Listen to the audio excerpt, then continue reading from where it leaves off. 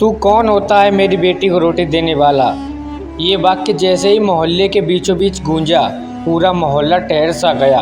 दोपहर की तपती धूप में सन्नाटा पसर गया, भीड़ जमा हो गई। वहाँ एक आदमी खड़ा था, फटे कपड़े, धूप में जली हुई त्वचा, मगर आंखों में सच्चाई की चमक। उसकी हथेली में आधी सूखी रोटी थी, जो उसने एक 7-8 साल की बच्ची को दे दी, जो उस वक्त भूख से बेहाल कांप रही थी। उस बच्ची को कुछ देर पहले सड़क किनारे पड़ा देखा था। उसने पैरों में चप्पल नहीं पहनी थी, होठ सूखे और आंखें डरी हुई। भूख बोलती है। और उस वक्त वो बच्ची कुछ नहीं मांग रही थी, सिर्फ देख रही थी। उस आदमी ने बस जेब से वो आधी रोटी निकाली और उसके सामने रख दी, बिना कुछ बोले। पर जिसे वो इंसानियत समझ रहा था, समाज ने उसे गुनाह बना दिया। भीड़ में एक अट्टा कट्टा आदमी गरजा, जानता है ये ठाकुर साहब की बेटी है। और तू कौन है, नीची जात का, रोटी देने चला है। लड़की की माँ दौड़ते हुए आई और उसे खींचकर अलग ले गई। उस आदमी को धक्का दे दिया गया, किसी ने थप्पड़ मारा, किसी ने थूका, किसी ने सिर्फ घूरा, लेकिन किसी ने यह नहीं पूछा कि बच्ची भूखी क्यों थी। वो आदमी रामदीन था, कभी गांव के सरकारी स्कूल में शिक्षक था, पढ़ा लिखा, शांत और बेहद खुददार। लेकिन कुछ साल पहले एक झूठे आरोप में उसे नौकरी से निकाल दिया गया था, कारण उसकी जाति। फिर धीरे धीरे उसे गांव की हर जगह से दूर किया गया, मंदिर, पंचायत, स्कूल, सब जगह से। वो अब गांव के बाहर एक टूटी फूटी झोंपड़ी में रहता था, बच्चों को मुफ्त पढ़ाता और दिन में किसी के खेत में मजदूरी करता। पर इंसानियत उसमें अब भी जिंदा थी।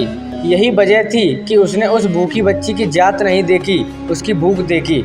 पंचायत बैठी, फैसला हुआ।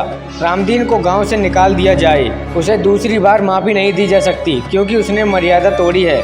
लेकिन वो लड़की, उसकी आंखों में एक सवाल रह गया, जो उसने माँ बाप से पूछा, अगर मैंने वो रोटी खा ली थी तो क्या मैं भी अपवित्र हो गई। समाज चुप रहा। रामदीन ने गाँव छोड़ा। वो अब रेलवे स्टेशन के पास एक टूटी सी छत के नीचे रहने लगा। वहीं बच्चों को पढ़ाता, कुछ बुजुर्गों को दवाइयाँ दिलवाता और जो भी कुछ हाथ आता उससे दूसरों की मदद करता।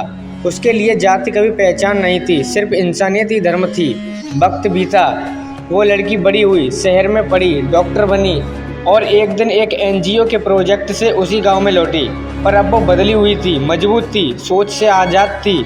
उसने गांव में मुफ्त स्वास्थ्य शिविर लगाया, स्कूल खोला और एक नाम दिया, रामदीन पाठशाला। लोग चौंके उसी नाम पर, वही जिसे उन्होंने अपमानित करके गांव से बाहर निकाल दिया था।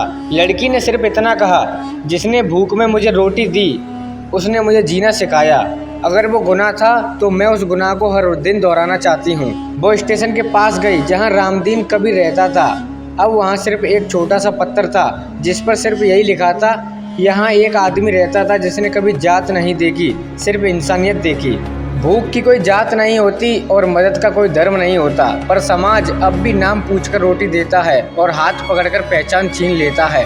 यह कहानी सिर्फ रामदीन की नहीं, बल्कि हर उस इंसान की है जो बिना भेदभाव के जीता है, पर समाज उसे जीने नहीं देता। अगर पसंद आई हो तो एक लाइक ज़रूर करें।